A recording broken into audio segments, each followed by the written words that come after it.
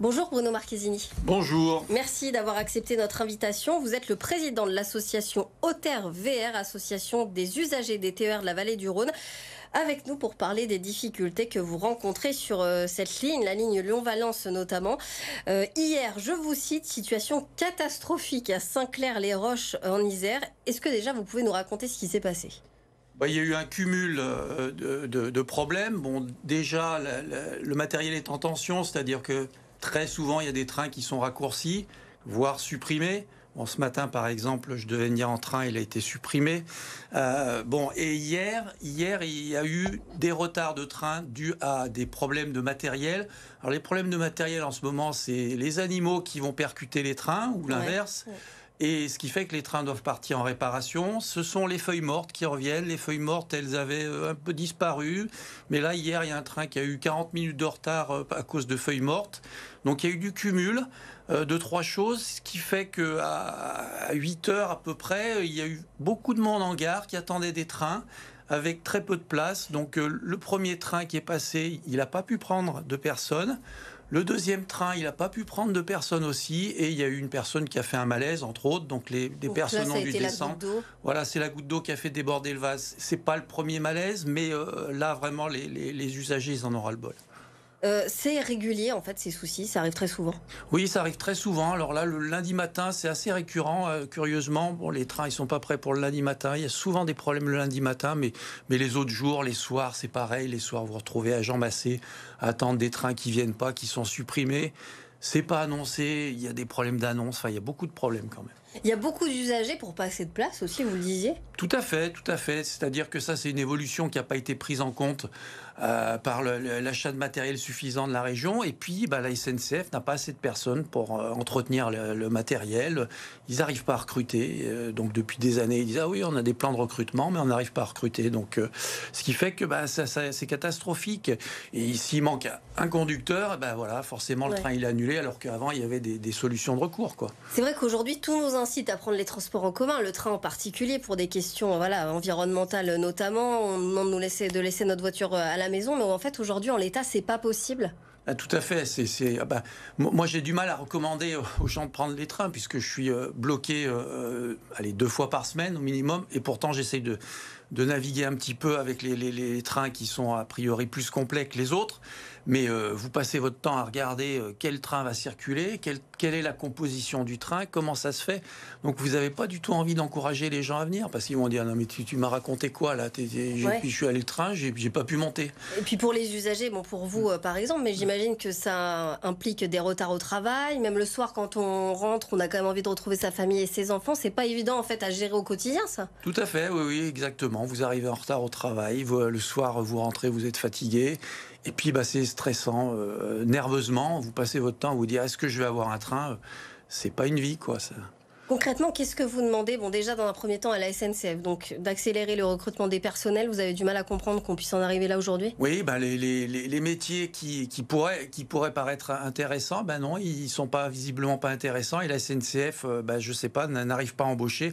Donc ils rendent pas leur métier assez attrayant. Donc ça c'est la première chose, mais bon, le manque de matériel il est criant, il faut absolument racheter du matériel rapidement. Alors la région a un gros plan d'achat de matériel, ça, mais qui est tardif. Région, ça c'est la compétence région.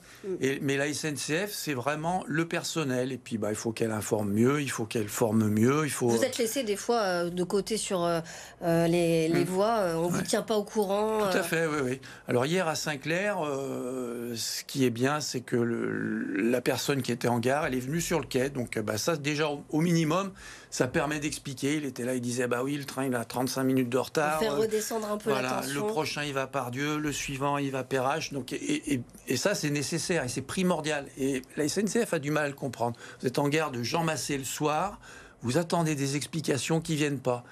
Le conducteur de train qui arrive, il est assailli par les personnes. Il va où ce train ? C'est quel train ? Et le conducteur a dit j'en sais rien, moi je suis pas au courant, et c'est normal, c'est pas son rôle. La région a annoncé d'ailleurs ces derniers jours son plan train, donc des investissements vont être faits pour justement redensifier un peu l'offre. Vous l'attendez avec impatience ce plan train là. Qu'est-ce qu'il faut par exemple sur votre ligne ? Il faut presque doubler l'offre ? Oui, tout à fait. Alors C'est tardif, mais bienvenu, je dirais. Mais maintenant, il faut accélérer l'achat effectif.